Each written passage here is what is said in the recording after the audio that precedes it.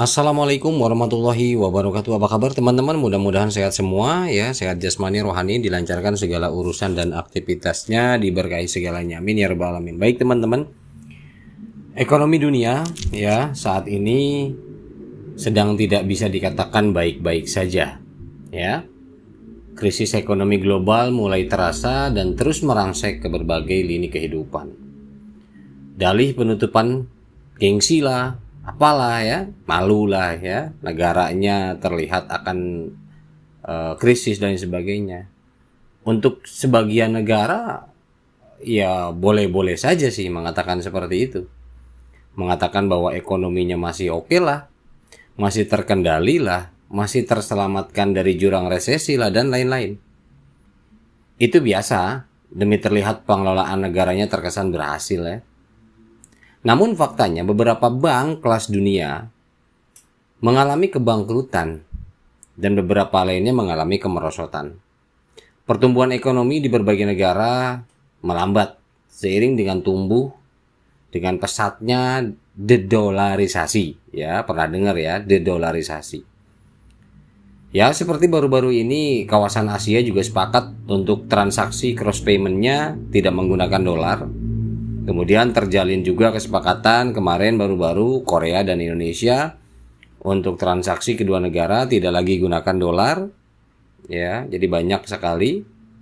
Selama ini dunia kan tertuju kepada dolar ya untuk setiap transaksi antar negara. Mengapa demikian? Tentu ada histori yang sangat panjang, kalau diceritain panjang lagi nanti. Jadi histori ya kita pisah, histori ya histori lah. Artinya di sini ada riwayat mengapa bisa seperti itu gitu. Ya, bisa dolar jadi utama untuk transaksi dunia. Jadi dari zaman dulunya itu kan ada cerita ya, nggak mungkin diceritain semua kan. Nah kemudian saat ini banyak para ahli ekonomi mengatakan akan semakin kuatnya prediksi krisis Eropa. Nah ini yang dikhawatirkan. Krisis Eropa ini terjadi sehubungan dengan meningkatnya suku bunga pada elemen-elemen sektor ekonomi seperti minyak bumi ya, dan perbankan juga. Tambah lagi ya, saat ini yang sedang ramai itu ya, ini bukan hanya di Eropa ya, tetapi ini memang lebih ke Amerika yang baru banget berita-berita ini yang menuhi berita di online. Itu ramai BNB yang berbenturan dengan security exchange ya, sekuritasnya Amerika. Ya nanti untuk masalah informasi sekuritas di Amerika yang berbenturan dengan BNB ya nanti kita bahas di video terpisah teman-teman, fokus untuk itu ya. Nah dari kesemua itu tentu bukan isapan jempol semata ya kalau menurut saya, bahwa ekonomi global ini sedang tidak baik ya, dan ya saya sih melihat menuju krisis global gitu. Karena saya melihat dari informasi-informasi dan perkataan-perkataan para ahli ekonom yang melihat progres ekonomi dunia ini seperti apa ke depan kan gitu. Ya, kemudian seiring dengan terjadinya penurunan ekonomi global, juga terjadinya peperangan yang kita tahu di beberapa belahan dunia ya. Hingga kemudian meningkatnya persaingan mata uang kripto ya, peperangan juga yang kita tahu yang baru-baru ini kan Ukraina sama Rusia ya. Itu. Kemudian persaingan mata uang kripto jelas sangat meningkat ya, yang terus berkembang pesat, dan semakin banyaknya developer kripto berlomba menciptakan ruang ekonomi komunitas. Dan tentunya memang ya itu tanpa regulasi, yang kita tahu kan memang kalau kripto itu tanpa regulasi pemerintah ya, gitu. Nah, sehingga membuat tambahnya tensi pelemahan pada ekonomi tradisional ya. Sementara tumpuan atau pegangan sirkulasi keuangan konvensional itu kan adalah perbankan ya, yang notabene di bawah regulasi negara yang tersentralisasi. Nah, ketika sebuah teknologi baru menawarkan sistem baru, yaitu sistem yang terdesentralisasi ya, sistem keuangannya terdesentralisasi, datanya terdesentralisasi, maka hal itu bisa dianggap oposisi dari mereka yang mengadopsi sistem tersentralisasi. Ini perkaranya. Pada dasarnya penawaran terdesentralisasi itu kan justru terobosan baru ya pada tingkat keamanan yang lebih tinggi. Dan percepatan transaksi itu yang diunggulkan. Transaksi lebih cepat dengan mengutamakan ya teknologi blockchain yang kita tahu. Walaupun kelengkapan teknologinya banyak, bukan hanya blockchain ya, pendukungnya kan, faktor pendukung daripada teknologi itu banyak. Nah, namun utamanya memang transaksi melalui teknologi blockchain ini terkenal transaksinya sangat cepat.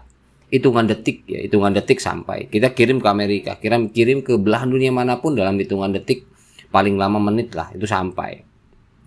Nah, ini sebuah penawaran yang menurut saya memang menjadikan salah satu nilai pembanding buat masyarakat dunia bahwa ada yang lebih cepat, ada yang lebih bagus, ada yang tingkat keamanannya juga, security-nya juga. Artinya kalau terdesentralisasi ya dikaitkan dengan keamanan, dikaitkan dengan data kita sendiri, kan gitu. Kalau selama ini kan kita transaksi tersentralisasi ya, semua proses transaksi itu sendiri kita percayakan, kita serahkan ke pihak yang ketiga. Pihak ketiga itu ya kita perbankan, gitu. Kita pengirim, ya nanti penerimanya di negara mana, ya pihak ketiganya ini penengah sebagai bridge ya, jembatan untuk mengirim itu kan perbankan kan, seperti itu ya yang kita pahami gitu. Nah, jadi transaksi cross payment ini menjadi sorotan dalam hal kecepatan hingga keamanan yang saya katakan tadi, bahwa ya memang sulit untuk diretas ya walaupun terdesentralisasi, dan itu tidak dipungkiri oleh bank sentral dunia, itu diakui gitu kan. Dan bahkan ya sentral dunia ini kan memang pernah saya mendapatkan informasi bahwa bank sentral dunia ini sebetulnya memang menginginkan single money ya, single mata uang untuk dijadikan barometer. Jadi semua mata uang yang ada di dunia ini merujuk ke mata uang itu, ada satu gitu loh. Ini pernah saya pernah saya baca ya, artikel penjelasan tentang bank sentral gitu ya. Nah, selama ini kan barometer dunia dikendalikan oleh dolar. Nah, perkaranya yang tadi saya katakan di awal adalah saat ini dedolarisasi itu terjadi di mana-mana gitu. Nah, ini yang jadi satu pressure juga buat tatanan ekonomi dunia, karena memang selama ini kan merujuknya ke dolar, sementara dedolarisasi ini terjadi di mana-mana sekarang. Bahkan bukan ruang lingkup masalah urusan hanya masyarakat segelintir orang saja, tetapi dalam tahap negara juga sama ya. Artinya sekarang udah banyak berani tidak menggunakan tolak ukurnya dolar gitu. Jadi wajar kalau misalkan Bank Dunia menginginkan ada satu mata uang yang tujuannya adalah tetap mereka itu memegang kendali. Artinya kan begitu. Ketika ada barometer ya sama saja, artinya ada kendali lah, ada kendali penilaian daripada sirkulasi gitu.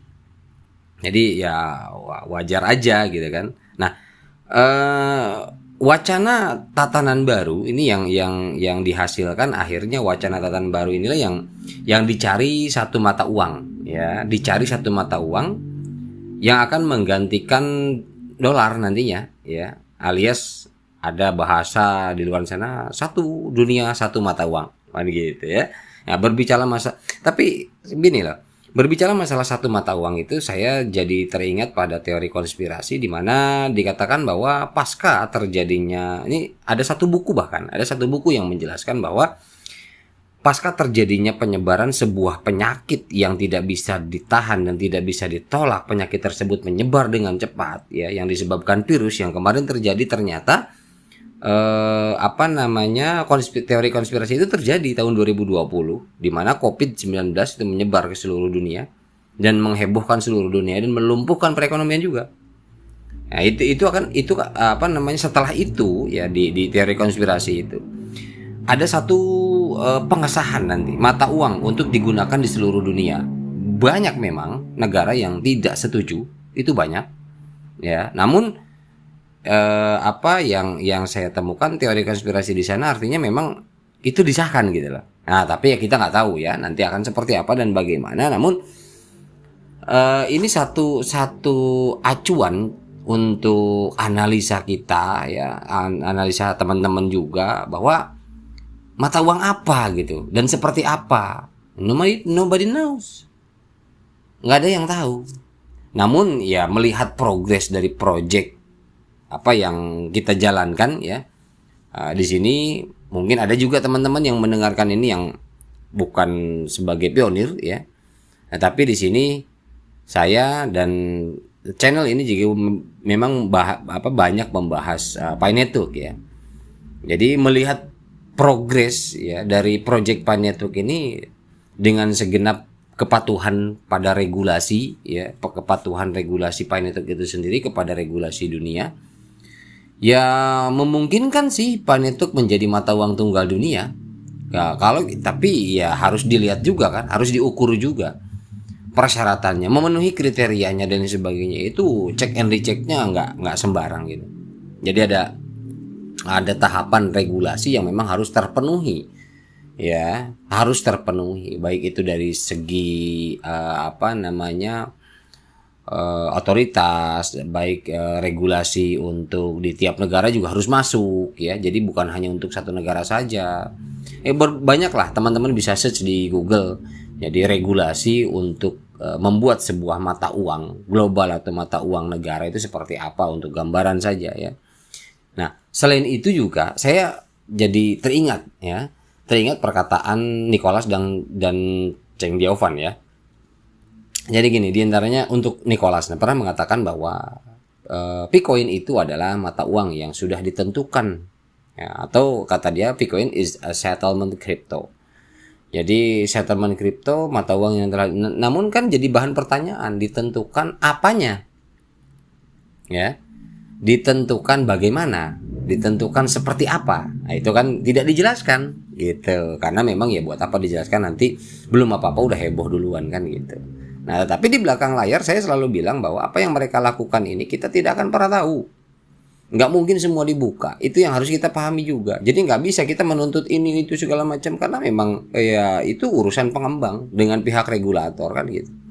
Nah, kemudian ada perkataan Cheng Diovan juga, dia mengatakan seperti ini, kami akan berusaha mencoba merubah sistem monetary global. Ya, dari jauh-jauh hari video saya juga banyak yang mengatakan ini kan. Saya selalu mengatakan ini. Cheng Diovan bahwa pernah mengatakan kami akan berusaha mencoba merubah sistem monetary global.